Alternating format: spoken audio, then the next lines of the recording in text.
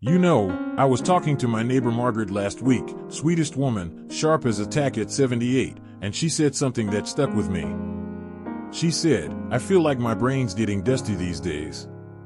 Like it's just sitting on a shelf. And honestly, I think a lot of us can relate to that. Life slows down a little, routines settle in, and suddenly, we're not challenging ourselves the way we used to. But here's the good news, friends, your brain doesn't have to gather dust.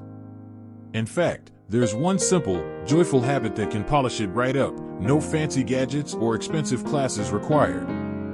Can you guess what it is? Reading. Yep, that's right, reading. And not just the morning paper or the labels on your pill bottles. I'm talking about diving into books that light up your mind like a fireworks show. Now, you might be thinking, but I've never been a big reader, or aren't my brain cells just retiring by now?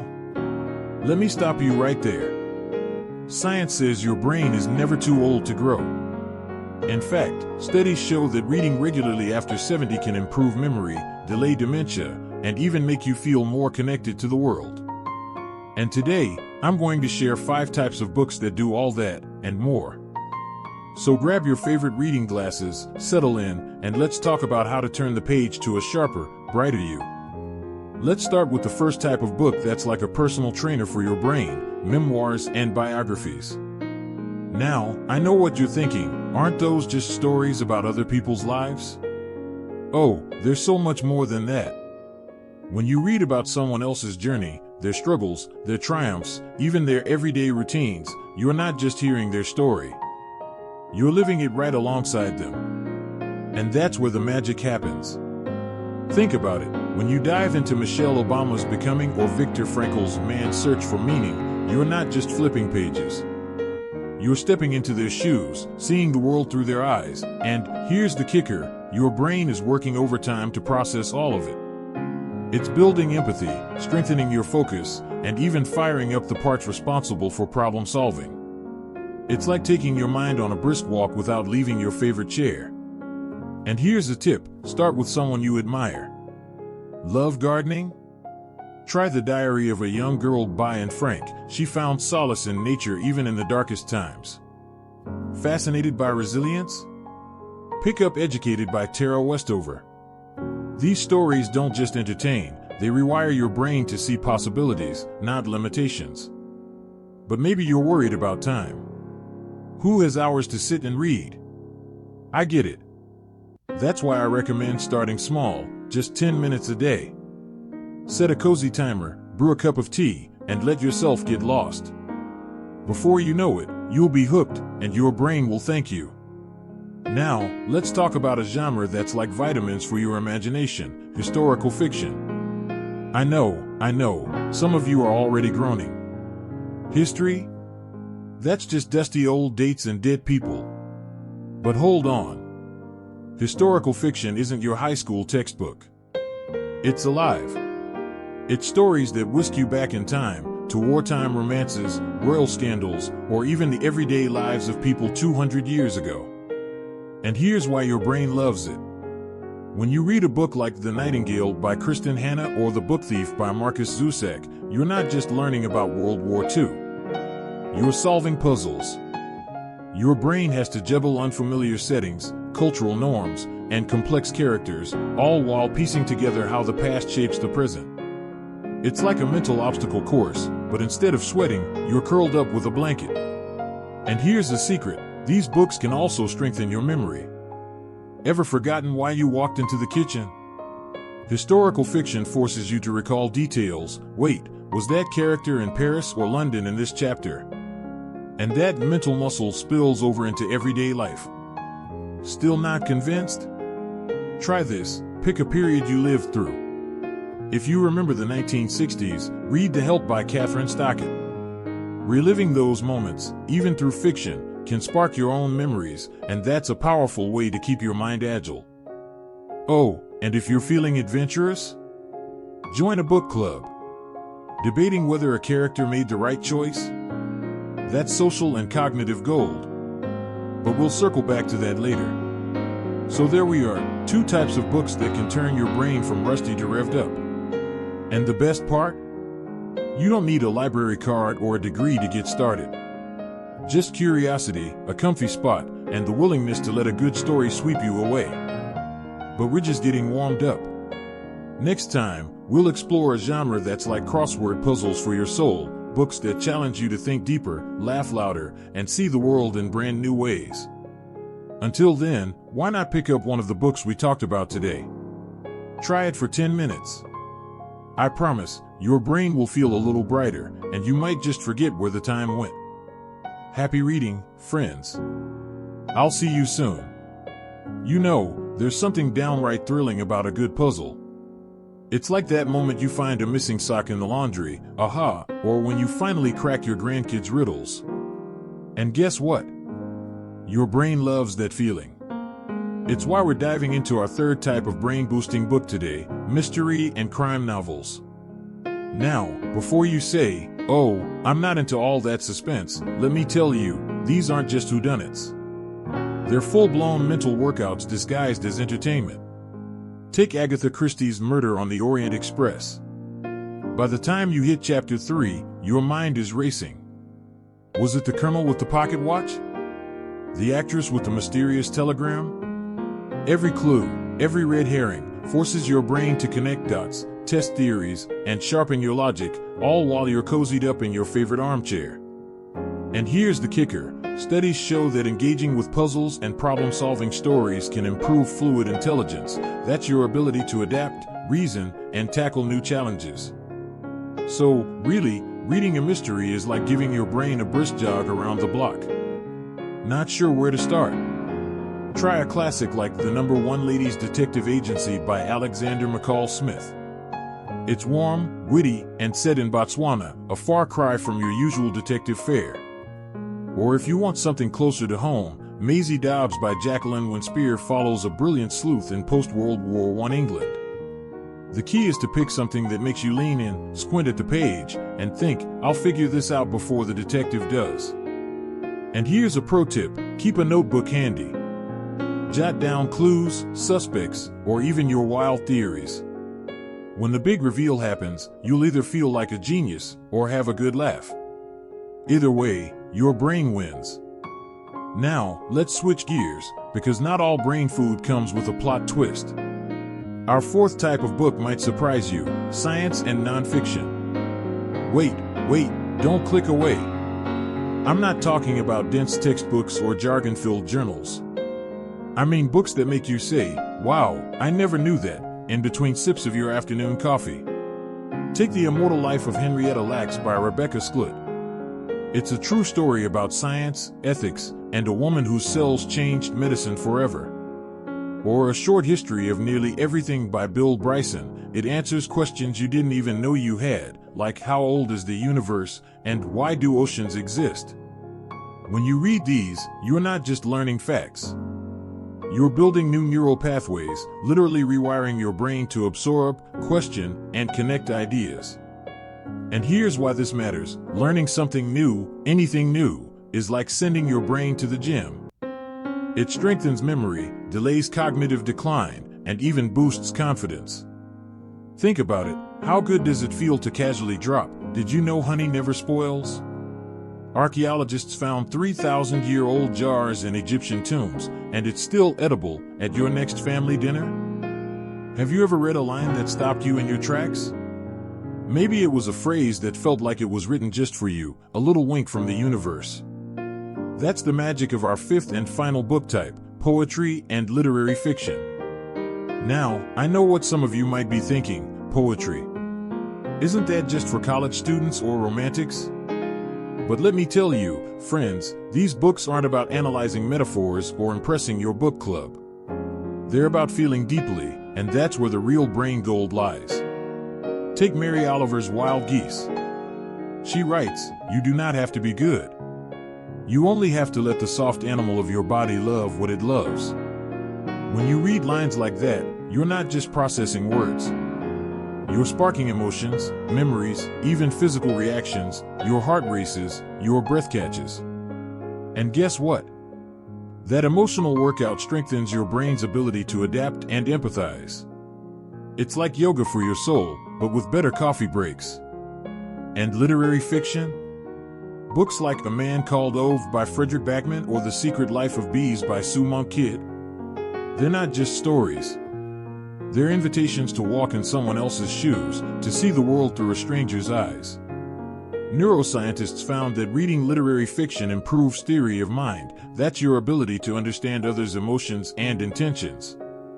In other words, these books make you wiser, kinder, and more connected, all while you're lounging in your pajamas. Remember, friends, curiosity isn't just for the young. It's for anyone brave enough to keep asking, what's next? Now, if poetry feels intimidating, start small. Read one poem a day, even just a few lines. Try Billy Collins' Introduction to Poetry, where he begs readers not to torture a poem for its meaning. Or read A Dove's Daystar, about a mother stealing quiet moments for herself. Let the words wash over you. If a line resonates, sit with it. If it doesn't, turn the page. There's no quiz, no grades, just you and the rhythm of language, dancing together. So let's take a breath and look back at the journey we've been on. We've explored memoirs that stretch your empathy, historical fiction that sharpens your memory, mysteries that turbocharge your logic, science books that rewire your curiosity, and poetry that teaches your heart to sing. Each of these genres isn't just a book, it's a toolkit for keeping your mind vibrant, flexible, and hungry for more. But here's the thing, you don't need to read all 5 types at once. Start with one. Pick up a mystery if you're craving adventure, or a memoir if you want companionship. Try a poem with your morning oatmeal. The goal isn't to finish every book, it's to enjoy the act of reading itself. To let your brain play, explore, and grow without pressure. And if you're worried about doing it right, let me share a secret, there's no wrong way to read. My friend Harold, 82 years young, told me he keeps a poetry book in his glove compartment. He reads a verse while waiting at red lights. Makes the commute feel like a pilgrimage, he says. Now, is that genius or what? Remember, every time you open a book, you're not just turning pages. You're building new pathways in your brain. You're proving that growth doesn't retire at 65, 75, or 95. You're telling the world, and yourself, that curiosity is ageless. Remember, every time you open a book, you're not just turning pages. You're building new pathways in your brain. You're proving that growth doesn't retire at 65, 75, or 95. You're telling the world, and yourself, that curiosity is ageless. You know, after we chatted last time, I got a lovely email from a viewer named Clara. She said, I've started reading historical fiction like you suggested. I'm obsessed with Tudor dramas now. But some days, my eyes get tired, or I just can't focus. How do I keep this up without burning out? Sound familiar? Let's talk about that. Because here's the truth, building a reading habit isn't about forcing yourself through chapters like it's homework. It's about falling in love with the journey. So today, let's dive into how to make reading a joyful, sustainable part of your life. No pressure, no guilt, just pure enjoyment. First things first, create a reading ritual. Think about what makes you feel relaxed. Is it the smell of fresh coffee? The weight of a soft blanket? Pair reading with something that delights your senses. My friend Arthur, 76 and a voracious reader, told me he lights a cinnamon candle every time he opens a mystery novel. Now my brain knows it's adventure time, he says. Genius, right? Start small. Maybe it's 5 minutes with your morning oatmeal or a chapter before bed.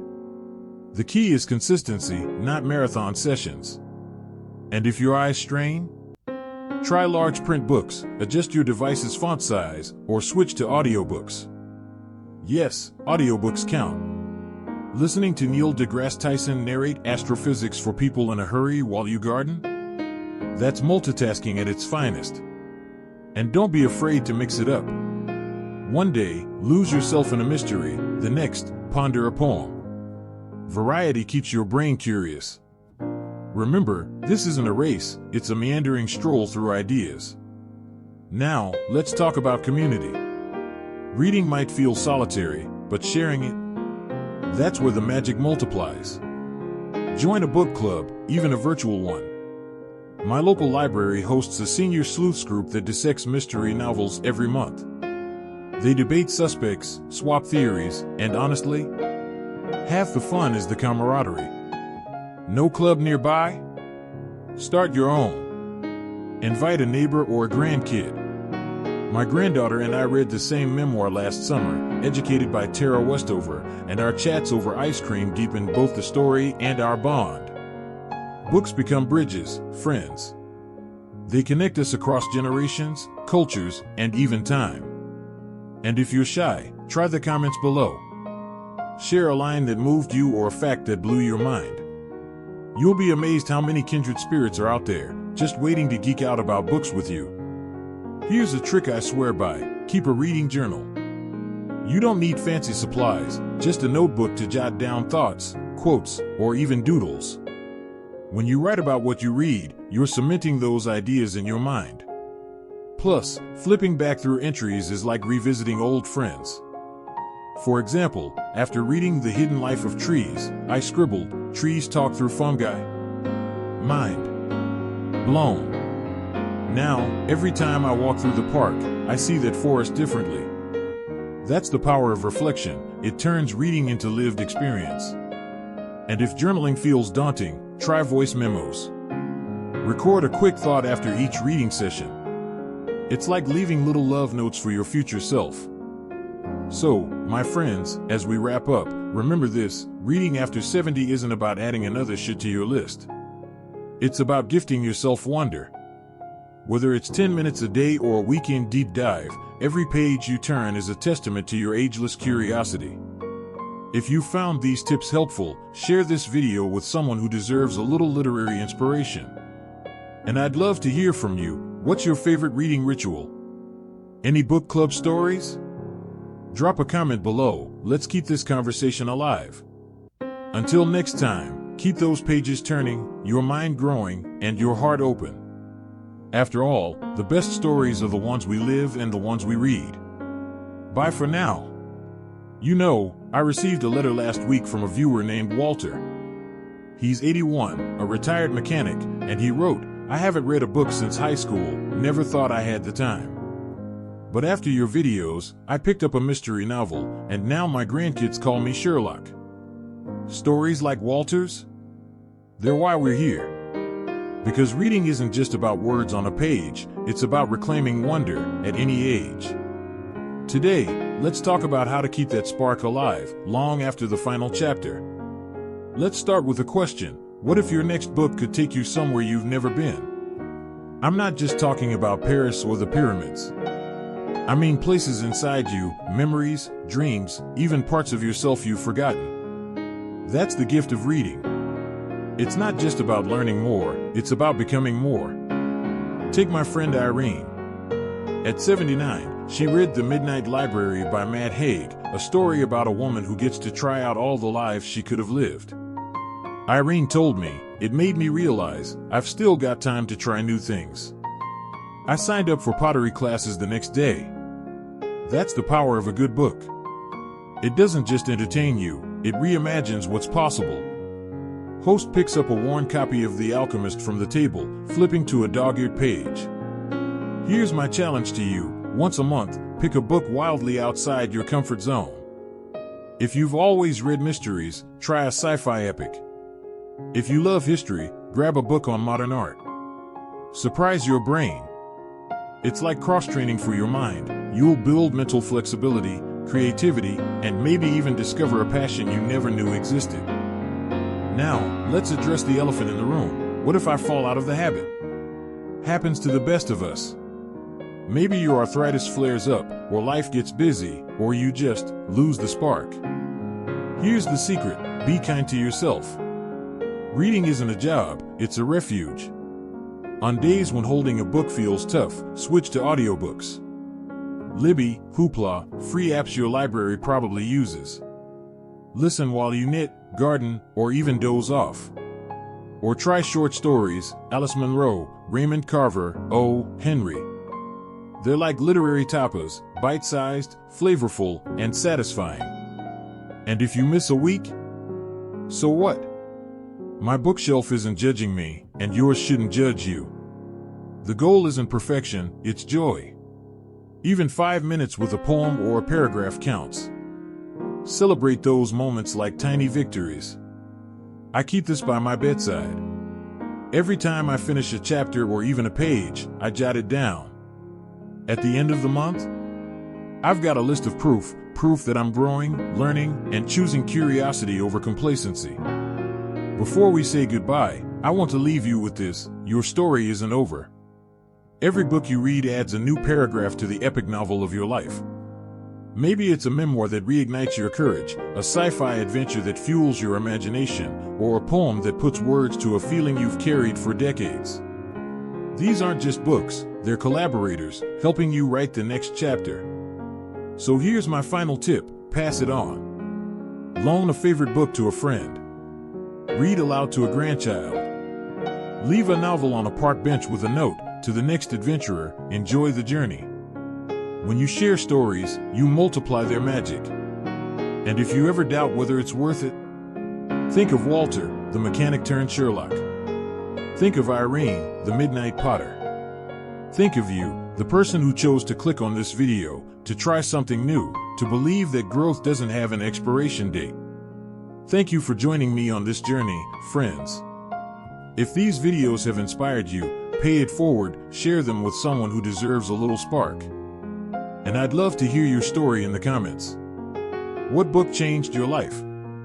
What's your next read? Let's build a library of hope right here. Don't forget to hit subscribe and ring that bell. We've got so much more to explore together. But for now, wherever you are, whatever you're reading, know that you're part of a story much bigger than yourself. A story of resilience, curiosity, and the quiet, glorious act of turning a page. Keep reading. Keep wondering. And remember, the best chapters are always ahead. Bye for now, my friends.